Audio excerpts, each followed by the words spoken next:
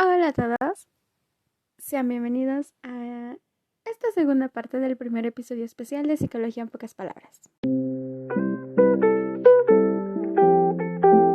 Me tardé más tiempo del que yo pensé que me iba a tardar en subir esto, pero es que para darles un contexto que nadie me pidió, pero de igual forma se los voy a dar. Mi escuela acaba de regresar de un paro, entonces vamos a ver gran parte de un semestre en un mes y cacho, entonces está extremo. Y me había sentido muy embotada con tareas y con lecturas principalmente, entonces no había podido subirles las cosas que había querido subirles desde hace un tiempo. Pero ya, me pongo al corriente. En esta segunda parte vamos a seguir hablando acerca de Steven Universe y la inteligencia emocional, y yéndonos un poco más hacia cómo va este rollo de la regulación emocional.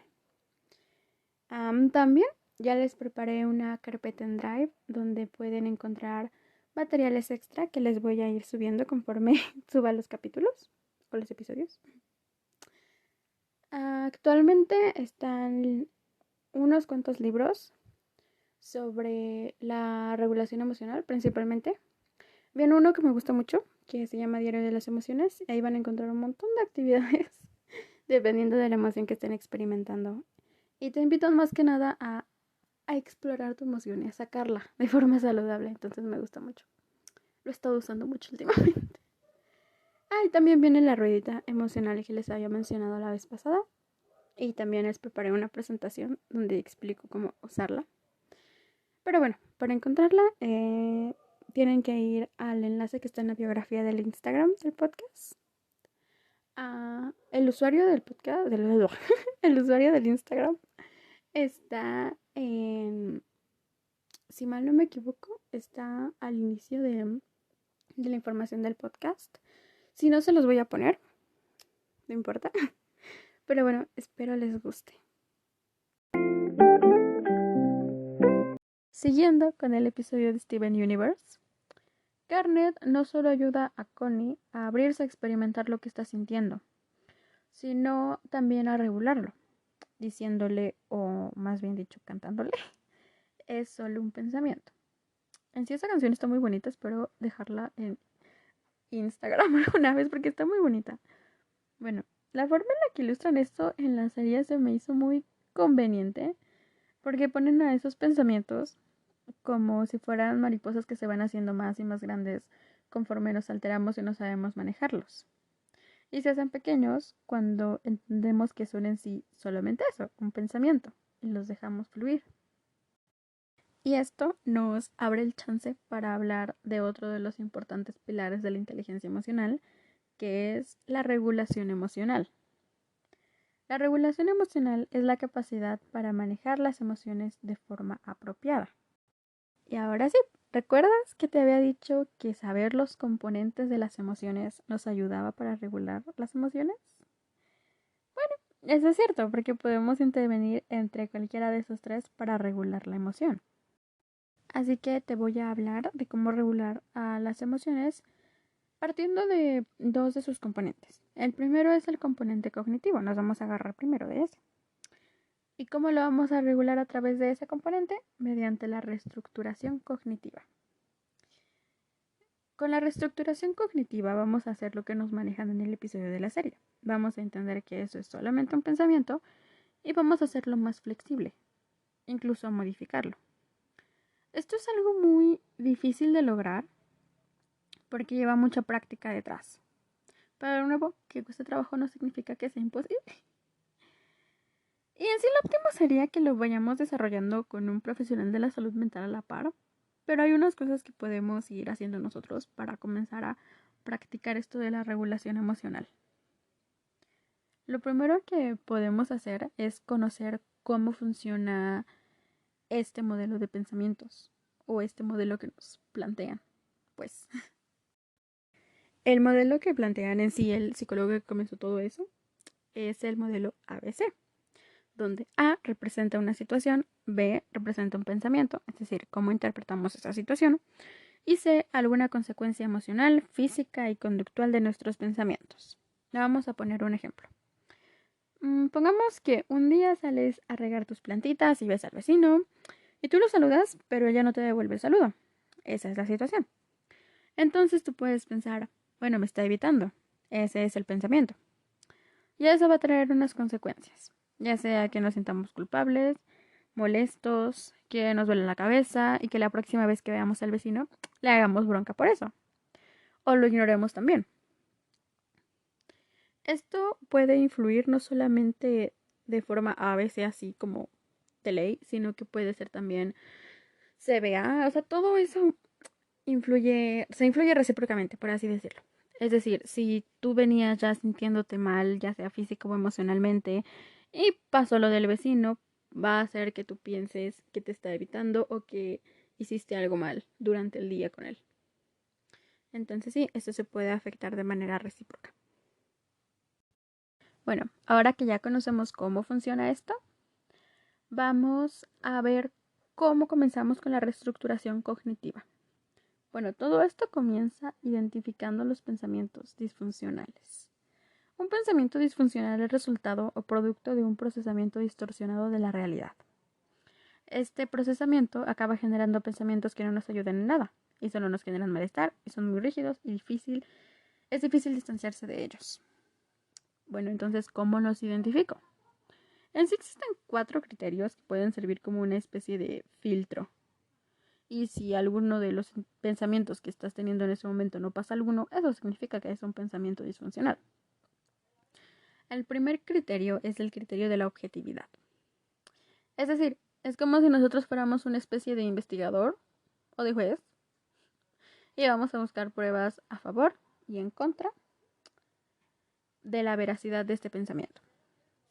Nos podemos hacer preguntas. En primera, ¿qué evidencias tengo a favor y en contra de este pensamiento?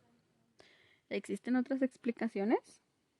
¿O cuál es la explicación más probable? Por ejemplo, con el ejemplo del vecino. ¿Qué evidencias tengo a favor o en contra de este pensamiento? Podemos decir como de, bueno, la evidencia a favor es el hecho de que no me saludó. Y la evidencia en contra es que no he hecho nada durante el día para que él estuviera molesto, que me sostuvo en la puerta del elevador en la mañana, o que en la mañana incluso me dijo buenos días.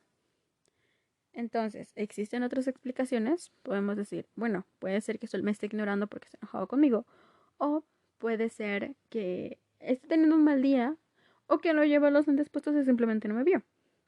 Y después, ¿qué es la más probable de esta? Bueno, no tenía los lentes puestos, entonces lo más probable es que no me haya visto. El segundo es el criterio de intensidad de la emoción, es decir, si las consecuencias emocionales y físicas de este pensamiento me hacen mucho daño, es muy probable que estemos hablando de un pensamiento disfuncional. Y el tercero es el criterio de utilidad. ¿Este pensamiento me sirve de algo? Si el pensamiento solamente funciona como un impedimento, eso quiere decir que es mejor hacer una modificación. Y el cuarto y último criterio es el criterio formal.